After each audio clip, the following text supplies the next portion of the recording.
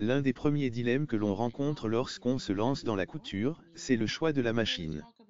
Le plus important consiste à déterminer quelles fonctions vous seront nécessaires.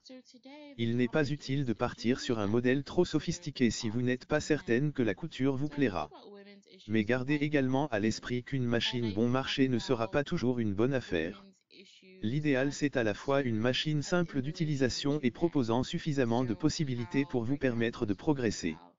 Pour bien choisir sa machine à coudre, il est important de prendre en compte ses désirs créatifs et le temps que l'on souhaite y consacrer, occasionnel ou régulier, reprise, habillement, décoration, patchwork, broderie ou encore le type de tissu que l'on souhaite travailler. Vos projets vous guideront dans le choix de votre machine à coudre.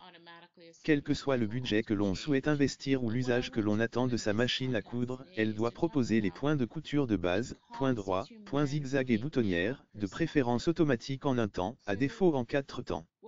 Attention, la mention « boutonnière en 4 temps » signifie que vous devez changer 4 fois vos paramètres de couture afin de coudre les 4 côtés de la boutonnière.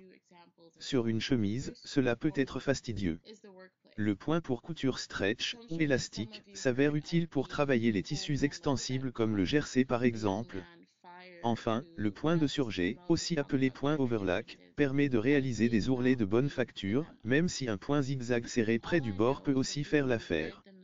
La machine à coudre doit proposer un minimum de pieds presseurs, ou pieds de biche, 4 dans l'idéal, un classique, un pour les fermetures éclairs, un pour les boutonnières et éventuellement un pose-bouton, pour cadrer les boutons. And passing this out as a memo in your workplace should be obvious to anyone that that's a bad idea. So I certainly don't defend him in terms of getting fired. If I was a company, I'd probably fire him too, because it just doesn't look good. It doesn't look good. It doesn't feel good, whether it's true or not. The question would be more about, is it appropriate in that format in the workplace? In a private conversation, even a conversation with colleagues who wanted to have that conversation, but to send that out to the company doesn't really look appropriate. So I'm definitely not defending him on that front.